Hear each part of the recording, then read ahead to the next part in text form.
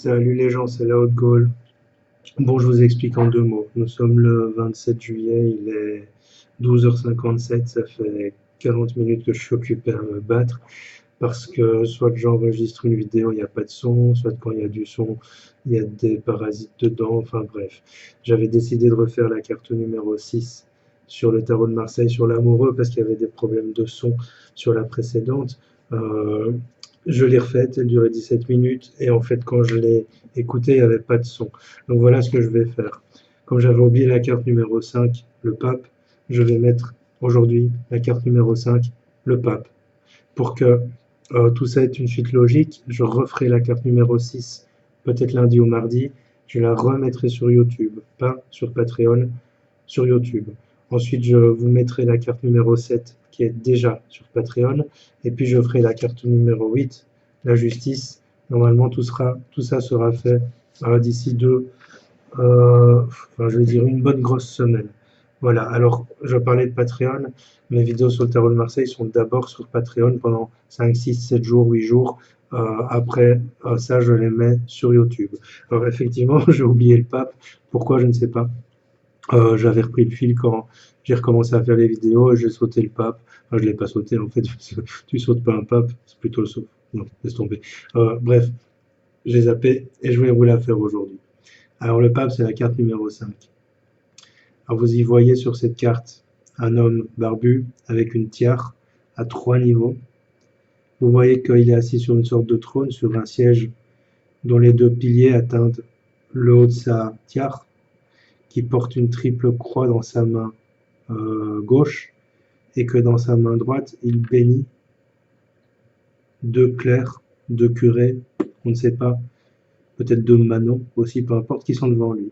La couleur dominante dans ce jeu, c'est le rouge et c'est le bleu.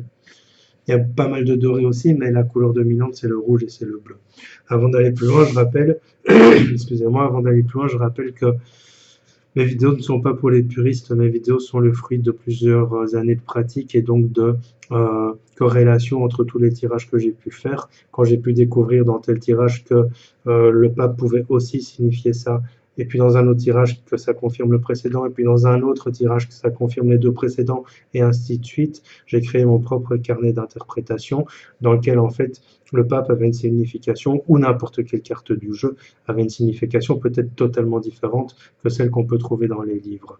Alors ici récemment, j'ai acquis un livre, un ancien livre, pas juste par curiosité, je l'ai acheté il y a quelques semaines, mais moi ça fait bien longtemps que j'ai quitté les livres, et comme je le disais dans la carte que je venais de refaire sur l'amoureux, mais voilà, il n'y avait pas de son, je le répète, c'est intéressant de faire votre propre carnet d'interprétation, c'est intéressant de vérifier les corrélations, parce qu'une fois le pape ou l'amoureux ou le diable ou peu importe peut vouloir dire ça, et puis une autre fois peut vouloir dire tout à fait des choses tout à fait différentes. Donc faites votre propre carnet d'interprétation, et si vous remarquez que votre ressenti, votre feeling, parce que le tarot c'est une question de ça, vous amène à plusieurs reprises à vous dire mais en fait le pape il veut pas dire ça forcément, le diable il veut pas forcément dire ça, le monde c'est pas toujours forcément positif, ben, faites votre propre carnet, ce qui vous amènera en fait à avoir votre propre interprétation.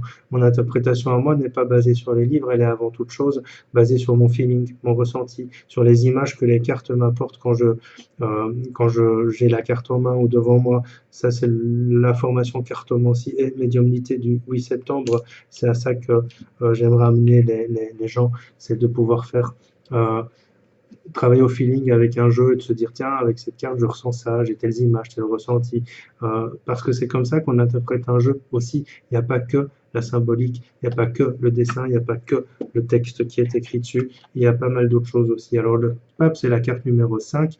Alors, comme vous pouvez l'observer, au départ moi j'ai toujours cru que ce pape était debout, mais en fait non, il est assis et en même temps debout, donc en fait il oscille entre le fait d'être bien ancré sur terre et de s'élever encore plus vers la matière. Donc c'est déjà on va dire un indice intéressant pour cette carte, c'est que cette carte a vraiment on va dire cette hésitation entre rester dans la matière et aller plus vers le spirituel. Alors un pape, on sait tous ce que c'est un chef entre guillemets suprême au niveau de la religion.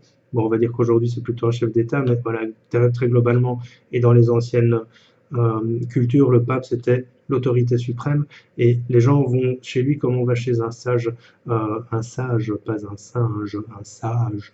On va chez lui comme on va chez un sage pour demander conseil, pour aussi demander sa bénédiction lorsqu'on va, par exemple, avoir des enfants, épouser quelqu'un, etc., etc. Donc le pape a une signification bien particulière, selon les religions, selon les endroits, les croyances, les cultures, etc. Néanmoins, il reste une autorité suprême au niveau de la religieux, au niveau spirituel. Donc ici, vous avez deux personnes, on va dire. Il y a eu un petit bug là chez moi, je ne sais pas s'il paraîtra sur la vidéo, mais vous avez deux personnes, on va dire, qui, elles, sont venues demander consentement, qui sont agenouillées devant lui. Alors vous le voyez, par rapport à lui, elles ont l'air très petites, donc il y a vraiment cette idée de choses, de personnes imposantes, de personnes vraiment qui en imposent quand on est face à lui, quelqu'un qu'on doit respecter. Alors le pape, c'est ça. Alors ici, vous voyez que sur sa couronne, il y a 2, 3 niveaux apparemment qui symbolisent, on va dire, les 3 niveaux, on va dire, d'élévation, c'est-à-dire on part de la matière et puis on s'élève un peu et puis on va vers tout ce qui est divin. Les piliers derrière lui vont donner aussi une certaine forme de stature. C'est quelque chose de très intéressant, très important. Il y a beaucoup de blanc, le blanc qui symbolise d'une certaine manière l'unité, mais aussi la pureté.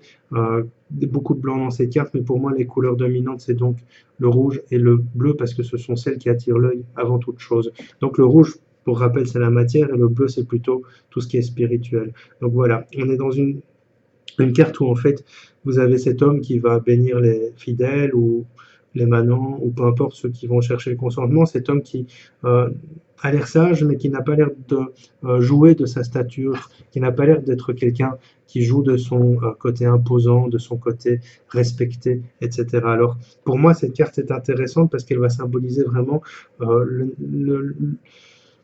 quand le consultant tire cette carte, ça veut dire qu'il cherche le consentement.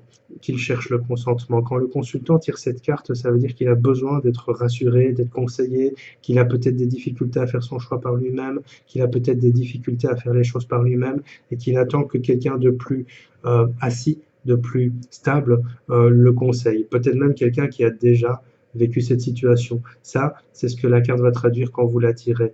Alors, parce que le pape n'est pas forcément relatif à la religion, quand on le tire dans le tarot de Marseille, le pape, c'est relatif à une instance supérieure, à quelqu'un qui sait, à quelqu'un qui a l'expérience, à quelqu'un qui a la sagesse. Beaucoup l'interprètent, et ça j'ai déjà remarqué, de manière pas toujours positive, c'est-à-dire que quand il sort par exemple dans un tirage professionnel, on va voir ça comme un patron qui prend le dessus sur les autres, etc. Or, pour moi, c'est justement quelqu'un qui est dans ton camp. C'est quelqu'un qui va t'aider, qui va te conseiller. Même si c'est pas le conseil que tu as envie d'avoir, c'est-à-dire, tu vas aller chez quelqu'un de, on va dire, sage, quelqu'un qui est plus âgé que toi, quelqu'un qui a une certaine capacité à prendre du recul sur les choses, etc. Il va te donner un conseil qui est peut-être pas du tout celui que tu as envie de recevoir, néanmoins, il va être de ton côté, et c'est pas parce que tu veux pas le conseil que le conseil n'est pas bon ou pas judicieux. Donc c'est une carte assez intéressante. Alors on a un personnage qui, du côté de la matière, c'est-à-dire vers le bas et plus vers le bleu, c'est-à-dire tout ce qui est sagesse qui s'ancre vraiment dans sa réalité, et vers le haut et plus vers le rouge, c'est-à-dire tout ce qui est matière, le sert dans son cheminement spirituel. Donc on est vraiment, il s'est détaché de la matière tout en étant encore dans la matière. En fait, lui, il sait se servir de cette matière pour pouvoir accomplir ses missions, accomplir ce qu'il a à accomplir. Alors vers le dessus, on a plus de doré, mais ce doré symbolise justement la divinité. Rappelez-vous que ce qu'on appelle le rayon doré, c'est vraiment le rayon des archanges, du divin, etc. Donc c'est vraiment la couleur, la pureté, parce que l'or, symboliquement, c'est quelque chose qui ne perd jamais sa valeur, c'est quelque chose qui est entre guillemets éternel, c'est quelque chose qui est très lourd, très dur, très difficile à trouver aussi. Hein. C'est pas quelque chose que on trouve comme ça à tous les coins de rue. Donc ce côté doré, c'est vraiment quelque chose qui amène à une recherche, à ce graal entre guillemets de pouvoir avancer, trouver ce qu'on cherche, etc. Alors le pape, lui, il va amener plutôt dans un tirage ou dans une carte conseil, peu importe, il va vraiment amener à faire son cheminement en puisant dans la sagesse des anciens, tout en restant recentré sur soi, en ne cherchant pas le consentement extérieur, mais en prenant peut-être pour exemple l'extérieur, pour en faire sa propre vision des choses. Dans un tirage professionnel, souvent il va manifester tout ce qui est autorité, mais une autorité bienveillante, pas forcément malveillante. Dans un tirage sentimental, souvent j'ai observé que, et ici je parle des femmes essentiellement, mais les femmes qui avaient des tirages sentimentaux avec le pape dedans, souvent c'est des femmes qui étaient attirées par des hommes d'âge mûr. Alors souvent les gens me disent il symbolise le père. Oui, il peut symboliser le père, mais alors ici on est dans le père bienveillant, le père qui guide, le père qui montre le chemin, le père qui partage sa sagesse. C'est pas un père abusif, c'est pas un père pervers, etc. C'est vraiment un père qui est bienveillant et qui souvent quand ça sort dans le tirage sentimental, pour la femme en tout cas, ça veut dire que la femme est en recherche de ce genre de personnage dans sa relation sentimentale.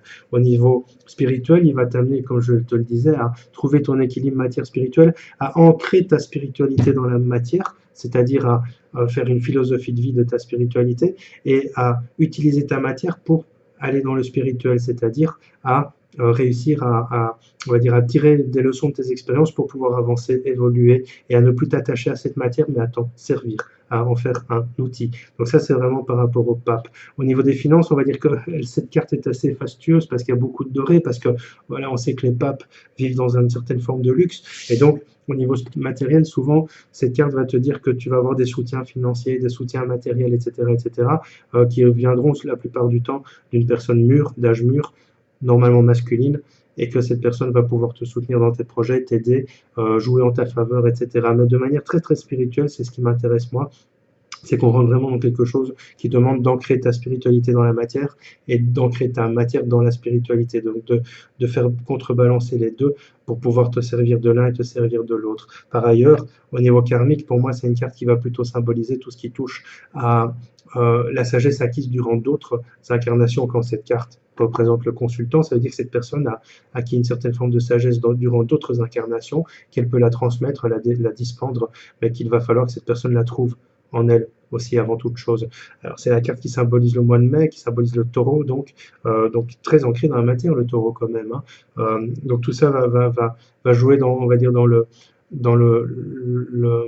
jeu du consultant, c'est-à-dire ancre-toi dans la matière pour vivre ta réalité.